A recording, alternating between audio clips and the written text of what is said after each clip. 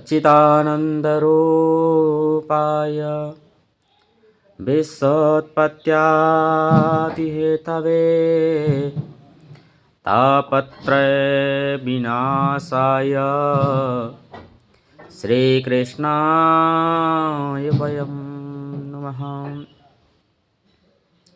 गुरुर्ब्रह्मा गुरुर्विष्णु गुरुर्देवो महेश्वरा गुरुर्साक्षात् परं ब्रह्म तस्मै श्री गुरवे नमः।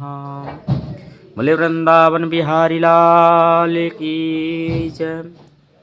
एक समय की बात है, एक लकड़हारा लकड़ी बेच करके अपने घर में पालन पोषण करता था, घर चलाता था। उसके यहाँ जो लकड़ी को बेच करके जो धन मिलता था उसी से अपना परिवार चलाता था। और उनके साथ एक पंडित जी रहते थे। पंडित जी भी बहुत गरीब थे, अपना पूजा पाठ करके अपना परिवार चलाते थे। एक दिन क्या हुआ, पंडित जी घर से बाहर भिक्षा मांगने गए।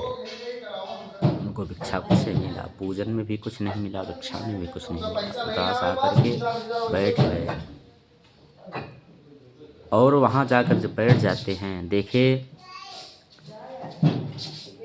उनकी पत्नी बोली, पतिदेव आज कुछ नहीं मिला। बोले हाँ आज कुछ नहीं मिला देवी। बोले आज ठाकुर जी का भोग कैसे लगाएंगे और प्रसाद कैसे पाएंगे।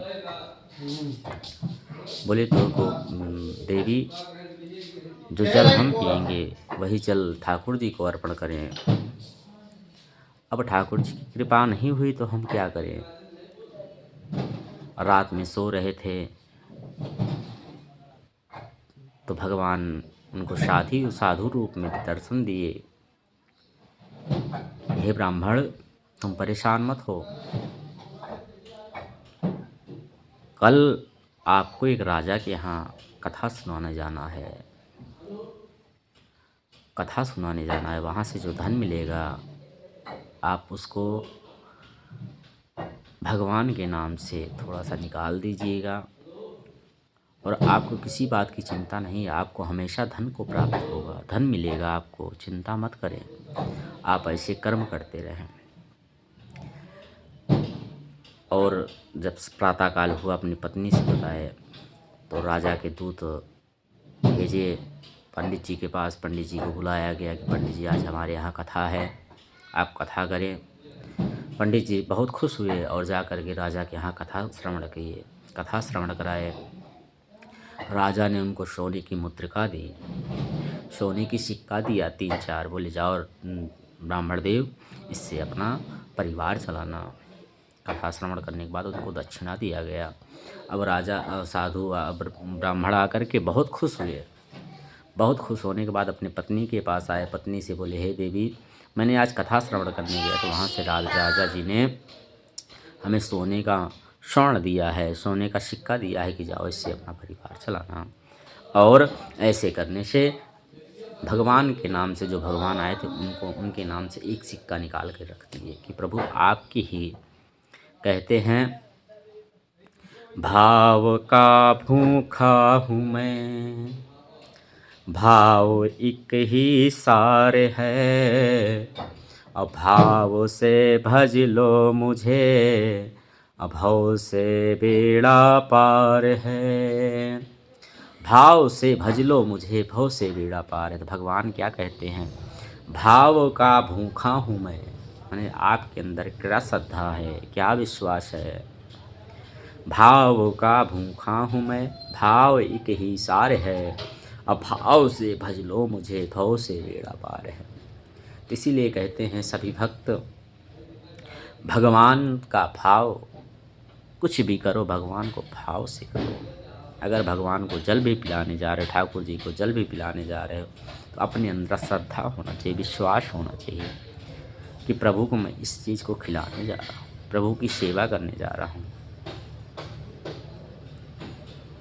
ऐसे विश्वास करने से ही प्रभु आशीर्वाद प्रदान करेंगे। भगवान विदुर जी के यहाँ जाकर प्रसाद पा लिए थे, क्योंकि विदुर जी के यहाँ भाव था, विदुर जी काका थे, विश्वास था कि एक दिन प्रभु हमारे घर अवश्य आएंगे।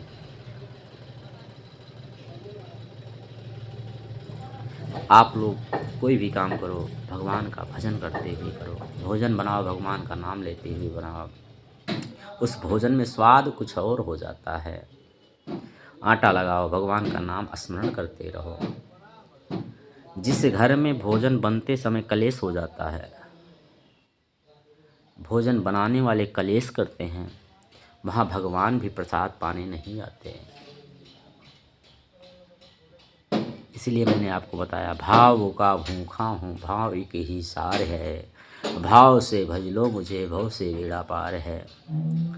ब्राह्मण देव का विश्वास था कि प्रभु एक दिन जरूर अवश्य देंगे।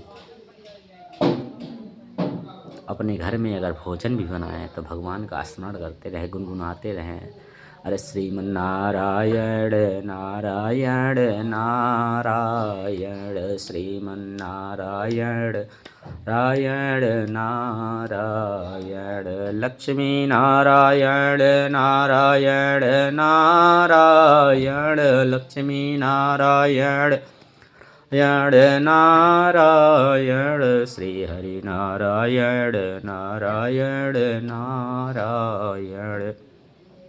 ऐसे भगवान का स्मरण करें, गुनगुनाते रहें अपने मन में।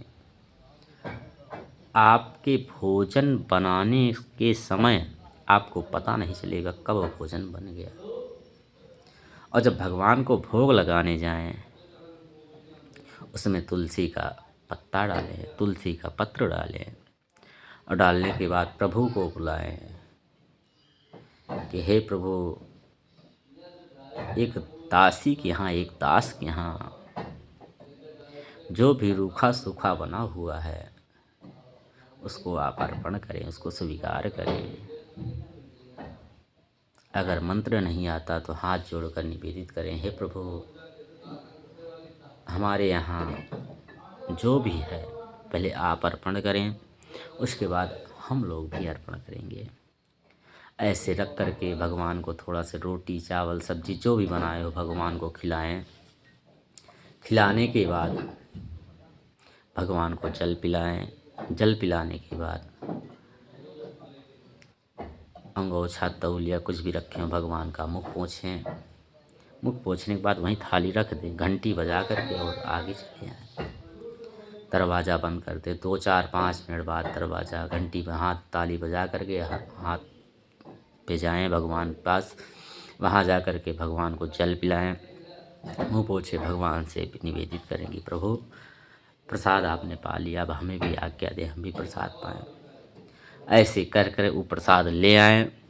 ले आ कर के जितने भी भोजन हैं भोजन मिला दें, और मिला करके जितने भी परिवार में लोग हैं सबको भोजन कराएं।